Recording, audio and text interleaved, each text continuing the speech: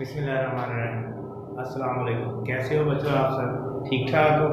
आज से हम आपकी उर्दू की क्लास शुरू कर रहे हैं। तो आज पहला दिन है हम इसमें आज के दिन पेपर का पैटर्न और सिलेबस का ताल्लुक पढ़ेंगे कि आपका पेपर जो जमात दाखिल में उर्दू का होगा उसमें कौन सा सवाल किस तरह पूछा जाएगा और आपने उसको कैसे जो है वो अटेम्प्ट करना है। तो बेटा सबसे पहले सवाल नंबर 1 जो हमारे पेपर का होगा वो जमात नाहम में जो आपने पेपर दिया था उसके मुताबिक मारूजी का होगा और इसमें 15 नंबर की आपको जो है मारूजी आएगी, जिसमें 15 नंबरों की तकसीम कुछ इस तरह से है बेटा कि 10 नंबर के आपको MCQs आएंगे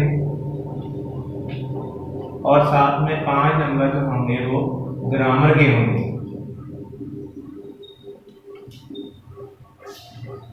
10 नंबर के जो MCQs आएंगे वो आपको जो है वो आपकी जो किताब है उसमें सबक,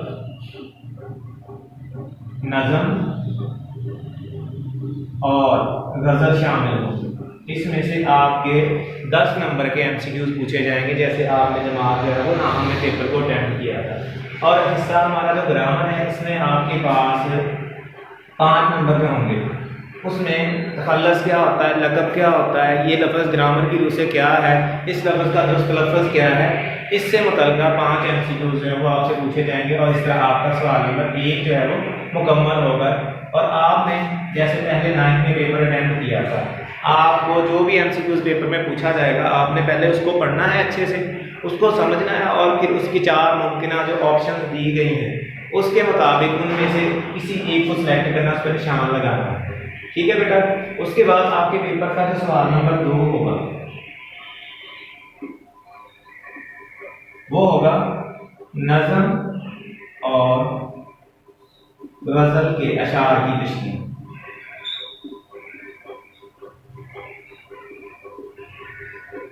और ये भी 10 नंबरों पर मुश्तमिल होगा। ये सवाल नंबर 2 जो है वो ये आपका जो है वो हिस्सा इंशाइया होगा। सवाल नंबर 1 जो है वो आपका हिस्सा मरूजी कहलाएगा। सवाल नंबर 2 में पहला सवाल आपका नज़म और गज़ल के इशार के मुताबिक पूछा जाएगा। इसमें आपको नज़म में से जो है वो 4 अशार पूछे जाएंगे और गज़ल में से बेटा आपको 3 अशार पूछे जाएंगे। जवाब जिन अशार की तशरीह का दरकार होगा वो कुल मिला के जो है वो 5 बनेंगे, जो कि आपने हिस्सा नज़म में से 3 और हिस्सा गज़ल में से 2 अशार अटेम्प्ट करने हैं। इस तरह आपका ये हिस्सा इंशाइया का सवाल नंबर 2 जो है वो मुकम्मल होगा, जिसमें से नज़म और गज़ल में से अशार की तशरीह आपसे पूछी जाएगी और आप दिए गए नज़म के 4 और गज़ल के 3 अशार में से नज़म में से 3 और गज़ल में से जो है वो 2 अशार अटेम्प्ट करोगे। कुल 7 अशार जो है वो आपको दिए जाएंगे, जिनमें से आपने 5 को अटेम्प्ट करना है और 5 को अगर आप 2 से ज़रब दोगे तो आपके मतलूबा नंबर इस सवाल के जो होंगे वो होंगे 10 नंबर। इस तरह बेटा आपका जो पेपर है उसका सवाल नंबर 2 जो हिस्सा इंशाइया है वो मुकम्मल होगा और पेपर आपका जो है वो 75 नंबर का होगा। जैसे 9th में आपने अटेम्प्ट किया था, आपने 15 नंबर की ऑब्जेक्टिव जो है वो सवाल नंबर 1 में पहले मुकम्मल करनी है। इसका जो है वो आपको 20 मिनट टाइम मिलेगा। उसके बाद सवाल नंबर 2 जो है वो आपका वो नज़म और गज़ल में से पूछा जाएगा, जो आपकी अशार की तशरीह होगी। और तरीकाकार इसका बेटा 9th में आपने पहले जैसे अटेम्प्ट किया, जब नज़म के अशार की तशरीह पूछी जाएगी तो आपने सबसे पहले ये दो चीज़ें जो है वो जहन में रखनी है कि नज़म जो है उसका नाम क्या है और उसका शायर कौन सा था। आपने जब इस सवाल को अटेम्प्ट करना है तो सबसे पहले आपने ये बताना है कि ये जो शेर जिसकी आप तशरीह करने जा रहे हैं हिस्सा नज़म में से है और दिए गए अशार किस नज़म का जो है वो हिस्सा है और उसका शायर कौन था। उसके बाद इसी सवाल का जो दूसरा हिस्सा होगा वो गज़ल के अशार की तशरीह है। इसमें बेटा आपने करना ये है कि आपको पहले पता है, जो 9th में आप पेपर दे चुके हैं, कि हिस्सा गज़ल में से आपने गज़ल का नाम नहीं लिखना होता जब आपने इसकी तशरीह करनी है। गज़ल का सिर्फ आप जो है वो शायर का नाम लिखेंगे और उसके बाद इसकी तशरीह करेंगे। तशरीह में आप जो है वो तशरीह से मुतल्लिक़ा हवाला जात शामिल कर सकते हैं जो कि आपकी तशरीह को मुदल्लल बना सकते हैं। इस तरह आपका ये सवाल नंबर 2 जो है वो मुकम्मल होगा। उसके बाद बेटा आपका यही सवाल, यही हिस्सा पेपर का जो इंशाइया है वो उसका सवाल नंबर 3 पेपर का हिस्सा इंशाइया, इसका सवाल नंबर 3 होगा।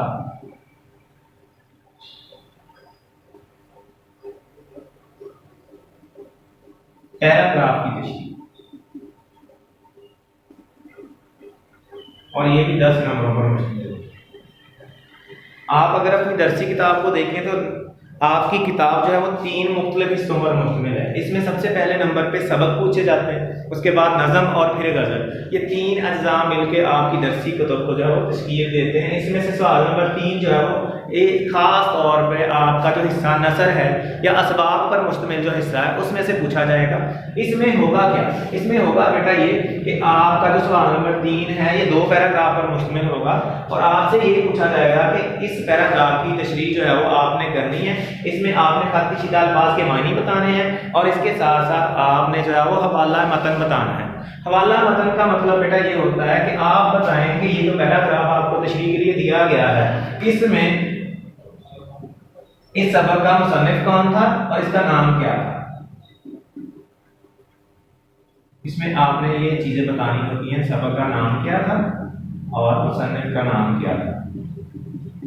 ये आपका हवाला मतन होगा। उसके बाद इस सवाल का जो अगला हिस्सा होगा वो होगा खत कशीदा अल्फाज के मायने। आपका जो बेटा पेपर होगा उसमें पैराग्राफ में कुछ अल्फाज आपको जो है खत कशीदा मिलेंगे, उनके नीचे लाइन लगी होगी। आप मार्कर के साथ इस तरह हेडिंग देके खत कशीदा अल्फाज के मायने लिखेंगे और उसके बाद अगला काम जो है वो आपका उस पैराग्राफ की तशरीह का होगा। तशरीह बेटा अरबी जुबान का लफ्ज़, इसका मतलब होता है शरह बयान करना, तफसील से बयान करना। जो पैराग्राफ दिया गया है उसके बारे में आपके पास जो ज़्यादा से ज़्यादा इल्म है उसको आपने किरतास पर मुंतकिल करना होता है। इस तरह ये आपका सवाल नंबर 3 जो है वो अटेम्प्ट होगा। इसमें एक और बारीक बीनी वाली बात, बच्चे अक्सर क्या करते हैं कि पैराग्राफ 2 पूछे जाते हैं, पैराग्राफ नंबर अलिफ और बे। आप ये समझते हैं कि शायद हमें चॉइस दी गई, इसमें चॉइस नहीं होती। एक पैराग्राफ जो है वो 5 नंबरों पर मुश्तमिल होगा, आपने दोनों पैराग्राफ अटेम्प्ट करने हैं। इस तरह आपका ये 10 नंबर का सवाल जो है वो मुकम्मल होगा। इस तरह आपके पेपर के 3 सवाल मुकम्मल हो जाएंगे और उसके बाद सवाल नंबर 4 आएगा आपके पेपर का, वो होगा बेटा सबक का खुलासा। सबक का खुलासा आपका जो है वो बेटा 5 नंबर पर मुश्तमिल होगा। इसमें आपके पास चॉइस होगी, आपको आपकी दरसी कुतब में दिए गए असबाब में से 2 सबकों के नाम दिए जाएंगे और कहा यह जाएगा कि किसी एक सबक का खुलासा लिखें। सबक का खुलासा लिखने का तरीकाकार आप पहले भी जानते हैं, आपने 9th में पेपर भी अटेम्प्ट किया था, आपको बताया भी गया था कि इसमें आपने सबक का खुलासा लिखते वक्त सबक का नाम लिखना है जो कि आपके पेपर पर ही मौजूद होता है और आपने दूसरा काम ये करना है कि सबक के मुसन्निफ का नाम बताना है कि ये जो 2 सबक दिए गए उनमें से पहले आपने जो है वो तायन करना है कि कौन सा सबक ऐसा है जिसका हम खुलासा जब लिखेंगे तो वो कम वक्त में लिखा जा सकता है और हमारा टाइम बचेगा। आपका जो 10th क्लास का पेपर है बेटा इसमें आपने अपना वक्त बचाना है और आपके इस दफा जो पेपर के अंदर एक नई चीज शामिल की गई है वो है मजमून। उसके लिए आपने टाइम बचाना है जहां से टाइम बच सकता है। आपके पास ये एक ऐसा सवाल है जहां से आप टाइम बचा सकते हैं कि आपके पास 2 सबकों में से एक ऐसे सबक का तयन करना होता है आपने जिसमें से आप टाइम बचा सकते हैं और खुलासा लिखते वक्त आपने सबक के हर पॉइंट को जो है वो एक पैराग्राफ में टच करना होता है। इसकी ज्यादातर डिटेल बताने की जरूरत नहीं होती, मुख्तसर करके आप सबक को पढ़ चुके हैं, पढ़ने के बाद आप उसको अपने लफ्जों में कैसे बयान कर सकते हैं, आपको ये महारत सिखाना इस सवाल का मकसद होता है कि आपने इसका खुलासा बयान करना है। और ये 5 नंबर का सवाल होगा, इसमें आपके पास चॉइस है कोई से 2 सबकों में से किसी एक सबक का खुलासा लिखना है। फिर आपके पेपर का बेटा सवाल नंबर जो है वो 5 होगा और ये मुश्तमिल होगा मुख्तसर सवाल।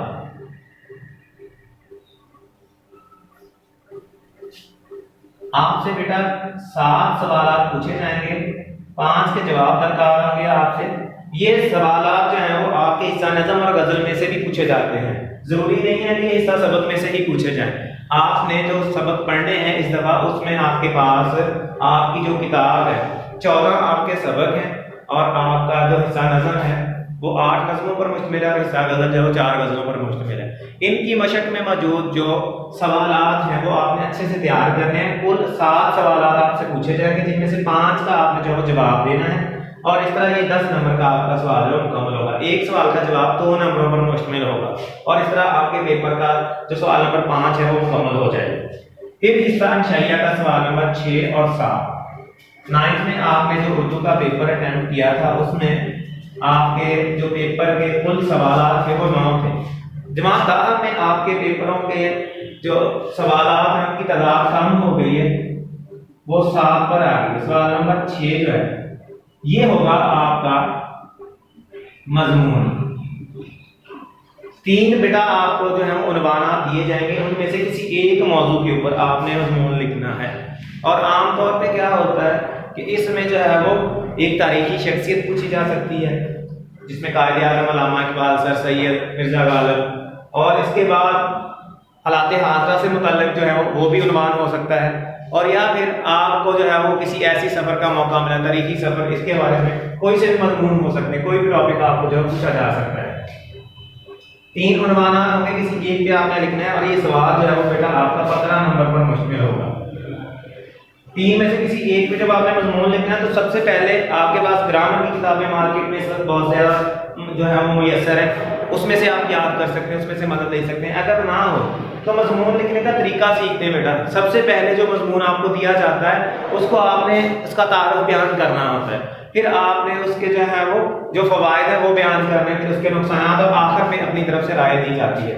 आपका जो लेवल है जमात दाखिल का, इस पे सवाल अक्सर बच्चे पूछते हैं कि सर हम कितना मजमून लिखें तो हमें कितने नंबर मिलेंगे। नंबरों को छोड़ के आपने सबसे पहले ये कोशिश करनी है कि आप इस सवाल को कितनी देर लिख सकते हैं। आपने टाइम बचाना है, ये सवाल आखिर पे करना है। आप 35 मिनट में 5 सफ़े लिख सकते हैं, 10 लिख सकते हैं, 15 लिख सकते हैं। ये आपका जो तैयारी का लेवल है उसके ऊपर डिपेंड करेगा, या फिर आपके पास नॉलेज कितना है, या फिर आप खुद से कितना लिख सकते हैं, इस पर डिपेंड करेगा। आपने इसके लिए 30 मिनट बचा लिए, 40 बचा लिए, जितना आपने टाइम बचाना है उसमें आपने लिखते जाना है। तवालत मैटर नहीं करती कि आपने कितना तवील मजमून लिखा है, आप जितना ज्यादा लिखोगे आपको उतने ज्यादा नंबर मिलेंगे, ये बात नहीं होती। बात ये होती है कि आपने जो मजमून दिया गया उससे मुतल्लिका कितना लिखा है, उसके बारे में आपकी राय क्या है, आप क्या कुछ जानते हैं उसके बारे में। ये चीज जो है वो आपके इस सवाल में से नंबर कम या ज्यादा करने के बायस बनती है। कम आने का मकसद कि एक ऐसा मजमून आप लिख देते हैं जिसका उस उन्वान के साथ कोई ताल्लुक ही नहीं है, और बाद में आप ये कहते हैं कि मैंने तो लिखा बहुत ज्यादा था, मेरे नंबर कम आ गए। ये काम जो है वो आपको नुकसान दिलवा सकता है। आपने पहले तो इसकी अच्छे से तैयारी करनी है और उसके बाद इसको लिखना है। इस तरह आपका ये सवाल नंबर 6 मुकम्मल होगा। और उसके बाद इस अंशाइया का बेटा सवाल नंबर 7 जो है वो होगा तफहीम अबारत।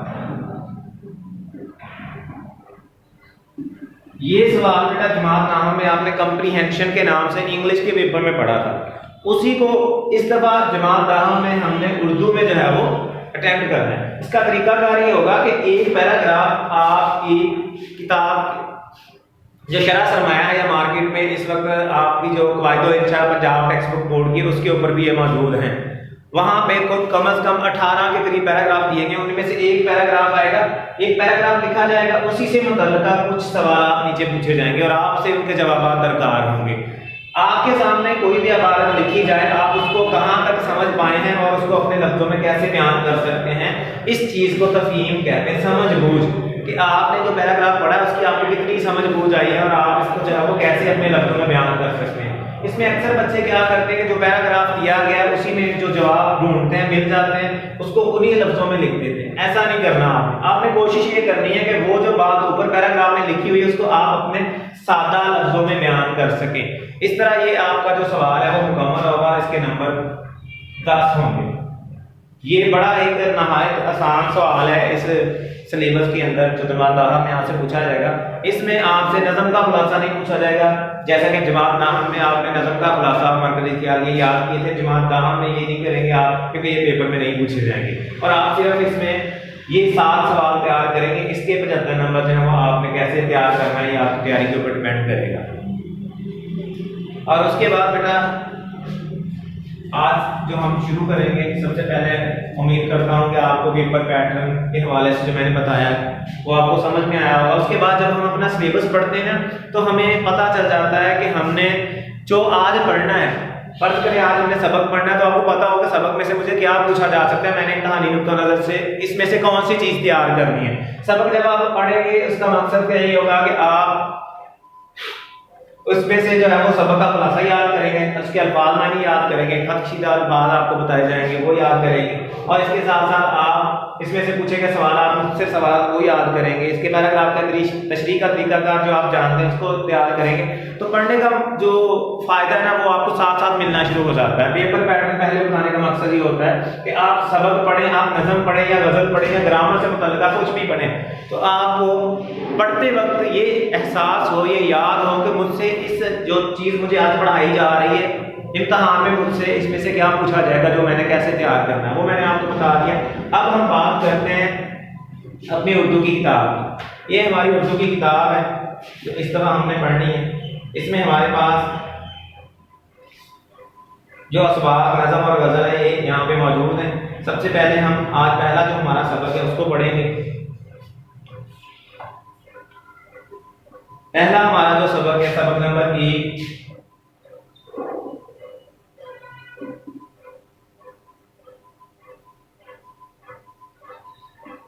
मिर्जा मोहम्मद सईद।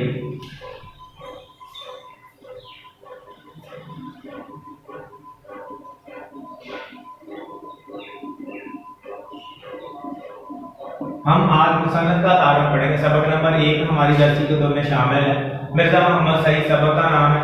मुसन्नफ का तारुफ, मुसन्नफ का नाम इसमें जो है वो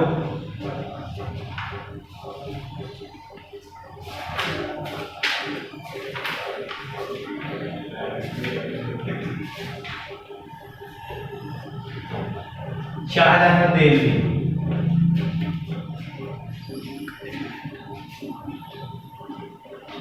शाहिद अहमद देलवी 1906 में पैदा हुए और 1967 में इनका इंतकाल हुआ।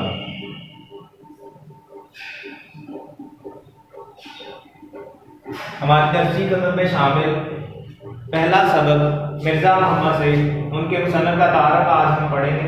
मिर्जा मोहम्मद सईद सबक लिखा है शाहिद अहमद देलवी ने, जो कि 1906 में पैदा हुए थे और 1967 में फौत हुए थे।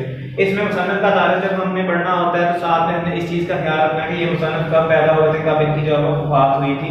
ये आपसे एमसीक्यूज के तौर पर पूछा जा सकता है, इसलिए हमने डेट्स को याद रखना होता है कि कौन सा मुसन्निफ कौन सा शायर किस सन में पैदा हुआ और किस में उसकी जो है वफात हुई। तो हमारा जो पहला सबक है उसमें शाहिद अहमद देलवी जो है ये डिप्टी नज़ीर अहमद के पोते थे।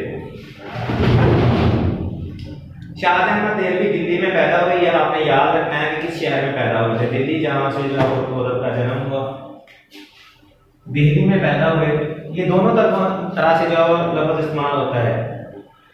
दिल्ली भी बोलते हैं इसको, दिल्ली भी बोलते हैं। दिल्ली इसीलिए इनको कहा जाता है कि ये इनकी जाए पैदाइश है। वो डिप्टी नज़ीर अहमद के पोते और मौलवी बशीर अहमद के फर्जंद थे। फर्जंद बेटे को कहते हैं। डिप्टी नज़ीर अहमद उर्दू अदब का एक ऐसा नाम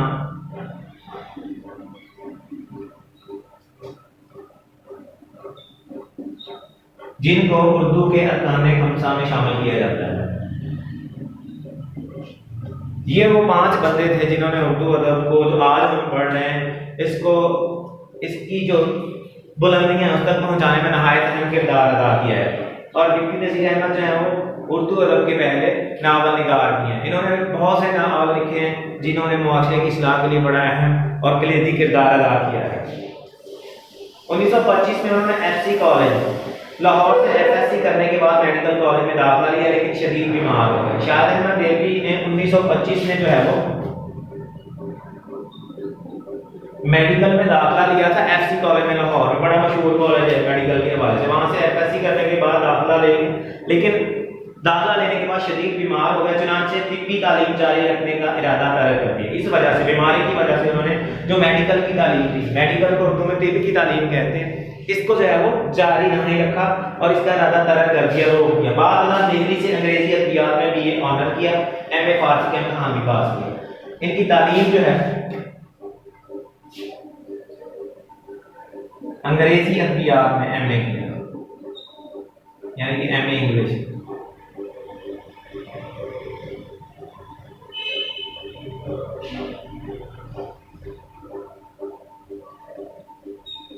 और साथ में MA फारसी।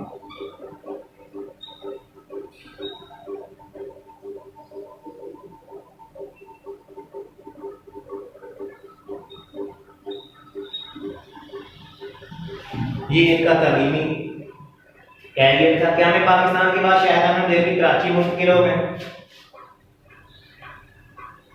पाकिस्तान कब बना था? 1947 में। 1947 के बाद ये अपने खानदान के बमा कराची में मुंतकिल हो गए और वहाँ आकर इन्होंने जो है वो तसनीफ़ व तालीम के साथ साथ उन्होंने अंग्रेजी अदब से तराजुम का सिलसिला भी जारी रखा।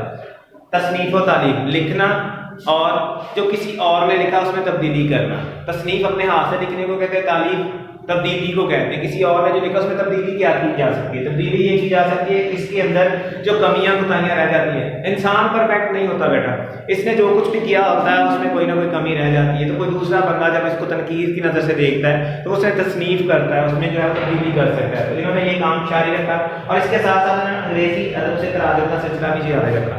ये वो दौर था बेटा जब हमारे यहाँ अंग्रेजी से ज़्यादा लोगों को वाकफियत नहीं थी। वहाँ जो नावल ड्रामे अफसाने जो लिखे जाते थे उनका तर्जमा करके जो हम अपने लोगों को जो है वो उसके बारे में बताया करते थे, सिखाया करते थे। बुनियादी तौर पे एक मुसन्निफ या शायर जो भी लिखता है वो माशरे की फलाह व बहबूद के लिए लिखता है, जो माशरे के अंदर कौन कौन सी चीज़ें किस तरह हो रही हैं और कौन सी चीज़ें माशरे के ऊपर अच्छा असर डाल रही हैं और कौन सी चीज़ें माशरे का सुकून बर्बाद करने का बायस बन रही हैं। एक मुसन्निफ या एक शायर लिखने की बुनियादी कोशिश जो करता है वो इन्हीं चीज़ों को उजागर करने के लिए लिखता है। तो इन्होंने तसनीफ़ व तालीम का सिलसिला जो वो जारी रखा और अंग्रेजी अदब का तर्जुमा भी करते रहे। पाकिस्तान राइटर गिल्ड की तश्कील में नुमायां खिदमात अंजाम दी। पाकिस्तान राइटर गिल्ड एक इदारे का नाम है।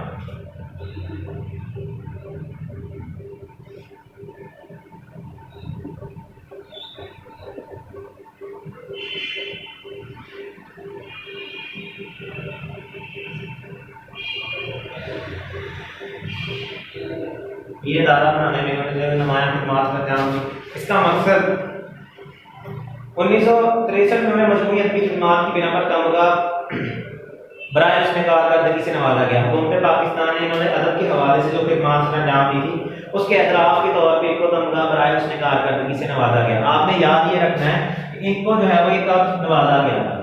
1963 में